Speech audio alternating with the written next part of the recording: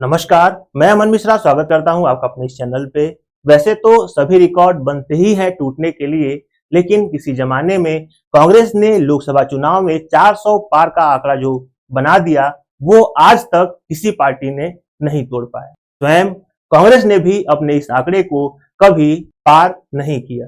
ये बात अलग है कि नरेंद्र मोदी जी 2024 के चुनाव में 400 पार करने का नारा दिए जरूर थे, लेकिन वो भी संभव नहीं लग रहा है। जैसा कि एग्जिट पोल के नतीजे बता रहे हैं, आंकड़ा किसी भी कीमत पे 400 पार नहीं जाने वाला है। कभी लोकसभा में 400 का आंकड़ा पार करने वाली कांग्रेस का हाल वर्तमान में ये है कि कांग्रेस ने 400 प्रत्याशी भी मैदान में नहीं उतारे हैं।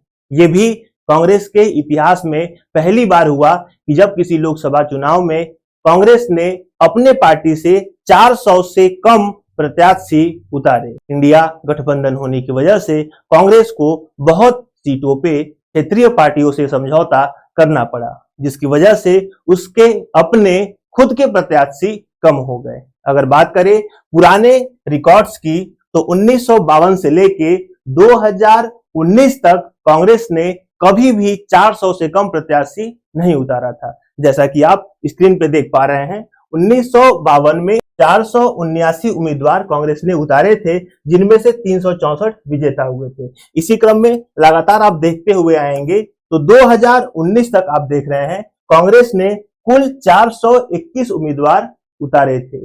लेकिन जैसे ही 2024 का चुनाव आता है, कांग्रेस के अपने उम्मीदवार लगभग 300 हो जाते हैं। अब इसमें से विजेता कितने होंगे ये तो आने वाले 1 से 2 दिन में पता चल जाएगा, लेकिन कांग्रेस ने 400 प्रत्याशी भी इस चुनाव में नहीं उतारा। बहरहाल इस मुद्दे को किनारे कर हम चलते हैं वर्ष 1984 में, जहां पे हम अपने सभी प्रश्नों के उत्तर जानने के प्रयास करेंगे। जैसे 2024 में मोदी जी ने जो 400 पार का नारा दिया, क्या वो कभी पार हुआ है? अगर पार हुआ है तो किस पार्टी ने इसे पार किया है? कितनी सीटें मिली थी? भाजपा का उस चुनाव में क्या स्थिति रहा था? किस राज्य में उस पार्टी की क्या स्थिति रही थी? सब कुछ इस वीडियो में हम जानेंगे। तो जैसा कि आप स्क्रीन पे देख पा रहे हैं, इंदिरा गांधी जी की हत्या 31 अक्टूबर 1984 को हो गई। इसके तुरंत बाद ही 24 दिसंबर से लेके और 28 दिसंबर 1984 के बीच में भारत में लोकसभा चुनाव होने थे। और इंदिरा गांधी की हत्या के बाद इंदिरा गांधी जी की सहानुभूति की लहर पूरे भारत में अपने चरमों उत्कर्ष पे थी। उसी समय कांग्रेस को 514 में से 404 सीटें मिली थी और इसके बाद प्रधानमंत्री बने थे हमारे राजीव गांधी जी। एकमात्र यही वो वर्ष है जब भारतीय राष्ट्रीय कांग्रेस ने 400 का आंकड़ा पार किया था। अगर बात करें प्रदेशों की, तो प्रदेशों में उत्तर प्रदेश में कांग्रेस को 85 में 83 सीट मिली थी, बिहार में 54 में 48, हरियाणा में 10 में 10, राजस्थान में 25 में 25, कर्नाटक में 28 में 24, केरल में 20 में 13, मध्य प्रदेश में 40 में 40, तमिलनाडु में 39 में 25, आंध्र प्रदेश में 42 में 30, गुजरात में 26 में 24, महाराष्ट्र में 48 में 43 सीटें मिली थी, जबकि पश्चिम बंगाल में 42 में सिर्फ और सिर्फ 16 सीटें ही मिली थी।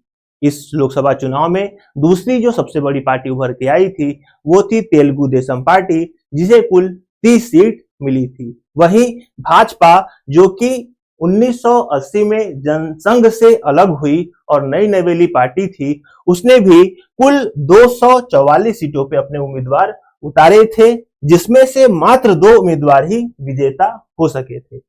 इसमें से 50% उम्मीदवार ऐसे थे जिनकी जमानत जब्त हो चुकी थी, क्योंकि भारतीय जनता पार्टी उस समय नई नवेली पार्टी थी और यह भारतीय जनता पार्टी का पहला लोकसभा चुनाव था।